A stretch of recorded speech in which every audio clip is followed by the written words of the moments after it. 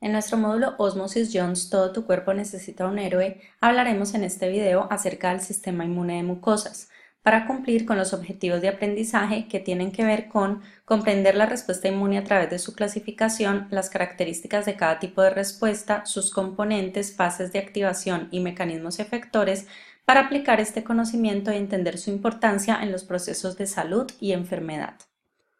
El sistema inmune de mucosas es todo el conjunto de células del sistema inmune que se organizan en ciertos tejidos que están presentes en las mucosas del cuerpo. En general, al sistema inmune de mucosas, a estos tejidos se les conoce como MALT, que traduce o significa tejido linfoide asociado a mucosas. El tejido linfoide asociado a mucosas está presente en las diferentes mucosas y podemos también llamarlo de forma específica. Llamamos BALT al tejido linfoide asociado a bronquios, NALT al tejido linfoide asociado a nasofaringe, SALT al tejido linfoide asociado a piel y GALT al tejido linfoide asociado a intestino. Decimos que este tejido linfoide puede ser un tejido muy organizado o pueden existir también algunos folículos linfoides aislados. Como ejemplos de estos tejidos linfoides tenemos las placas de Peyer, que las encontramos principalmente en el intestino delgado, muy concentradas en ileón.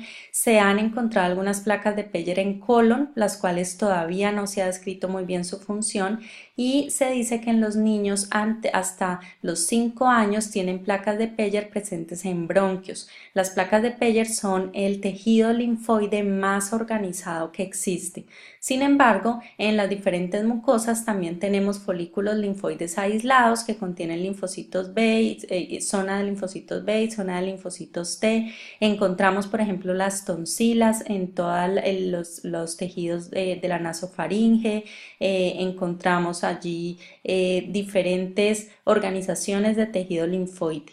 Dentro de ese tejido linfoide, lo que más se ha investigado y estudiado es el tejido linfoide asociado a las vías respiratorias, el NALT y el BALT, y el tejido linfoide asociado a intestino, el GALT.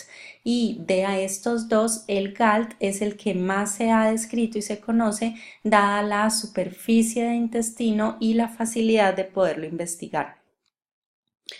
Veremos en esta presentación como un ejemplo las placas de Peyer, teniendo en cuenta que es el tejido linfoide más organizado que existe. Las placas de Peyer decimos que están presentes más que todo concentradas en ileón, son estructuras que pueden ser vistas al ojo desnudo cuando observamos el tejido intestinal, por ejemplo en una autopsia, y esto es porque el tejido de recubrimiento, el epitelio de recubrimiento de las placas de Peyer cambia un poco respecto al resto del epitelio y esto permite poder identificarlas. Las placas de Peyer están cubiertas por un epitelio que se conoce como FAE, que significa epitelio asociado al folículo. Como podemos ver, está compuesto por células epiteliales que son diferentes al resto de células, difieren de los enterocitos porque no cumplen con la función de absorción, sino que tienen una función de recubrimiento y además son capaces de inducir respuesta inmunológica porque pueden secretar citoquinas. Intercaladas entre estas células encontramos células conocidas como la célula M, que son células encargadas de translocar antígenos, es decir, pasar antígenos desde la luz hacia la lámina propia del órgano. Las mucosas siempre van a estar recubiertas de moco, como estamos viendo en la gráfica, por esa sombra blanca que encontramos hacia la luz.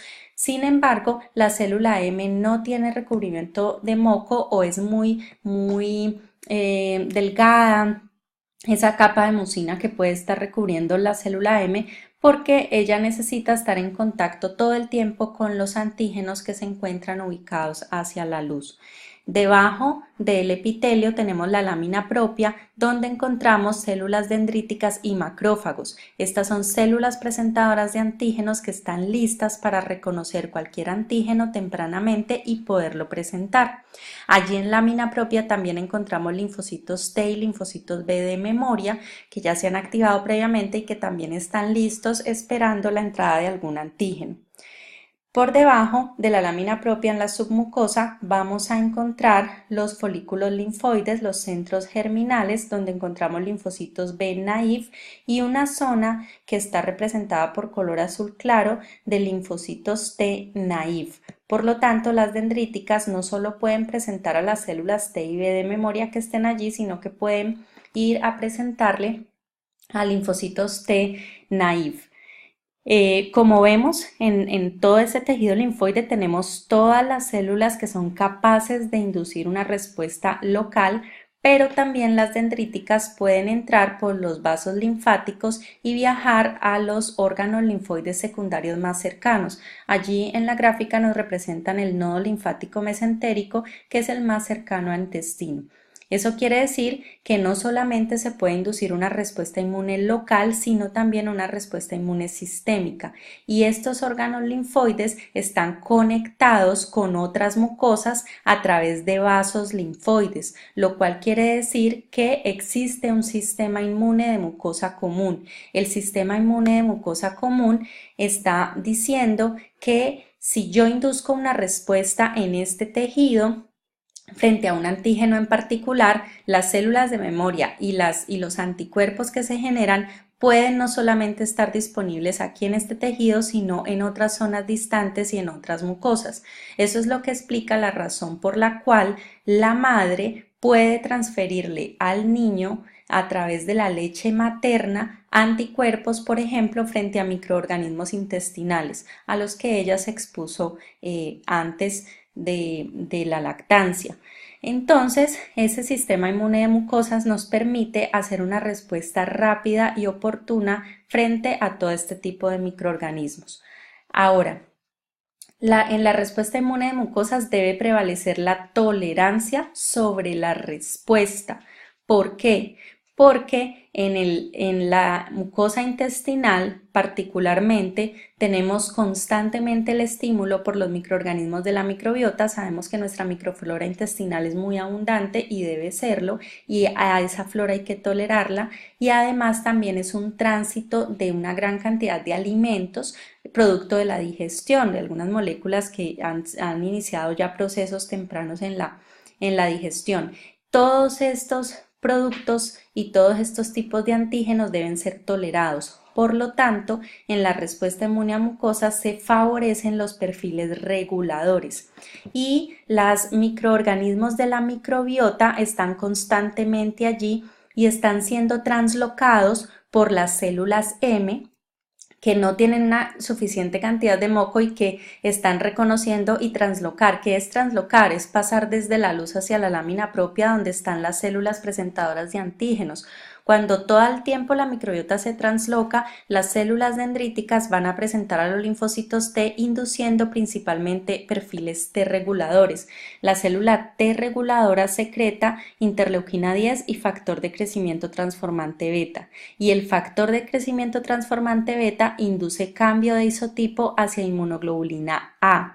Por lo tanto, la abundancia de células T reguladoras también garantiza la continua y constante producción de inmunoglobulina A en las mucosas, que sabemos que su función principal es la de neutralización y mantener exclusión inmunológica. Eso favorece los estados de homeostasis. ¿Qué ocurre cuando se altera alguno de estos mecanismos? Por ejemplo, si se altera la capa de moco, entonces ya estos microorganismos no pueden estar aislados y pueden haber algunas bacterias que pueden empezar a volverse invasivas y a translocarse, generando procesos inflamatorios, o por ejemplo cuando entran microorganismos patógenos que definitivamente dañan toda la armonía porque pueden dañar las uniones estrechas del epitelio, pueden volverse más invasivos y en ese momento inducen a las células presentadoras de antígenos para que generen perfiles proinflamatorios TH1 o TH17. Estos perfiles van a generar un estado proinflamatorio. Cuando nosotros tenemos el estímulo con un patógeno, por ejemplo una bacteria como Salmonella, ese estímulo proinflamatorio está bien que se presente, porque la inflamación en el intestino está relacionado con aumentar los procesos de diarrea que favorecen la expulsión del microorganismo, y esto va a ser bien importante para lograr que el individuo llegue a una fase de recuperación. Pero cuando esto se da frente a ciertos microorganismos comensales, por ejemplo en una disbiosis, recordemos qué significa disbiosis, entonces vamos a llevar al individuo a un estado inflamatorio que puede ser patológico. Por lo tanto, esos estados de disbiosis no deberían presentarse porque están alterando esa tolerancia que debe permanecer y que debe darse en el sistema inmune de mucosas. La célula M es importantísima en este tejido porque es la célula que transloca, y esa translocación le va a permitir en algunos casos hacer una respuesta muy buena, rápida frente al que se le debe responder, pero también garantiza estar translocando la microbiota para poder darle una respuesta de linfocitos T reguladores y favorecer la secreción de inmunoglobulina A. En resumen, las mucosas son el sitio de entrada de una gran diversidad de antígenos. Es por esto que el tejido linfoide asociado a mucosas está presente para que el sistema inmune pueda responder oportunamente. Es importante comprender que estos tejidos prevalece la tolerancia sobre la respuesta, y la microbiota juega un papel clave en el funcionamiento del sistema inmune de las mucosas. Muchas gracias.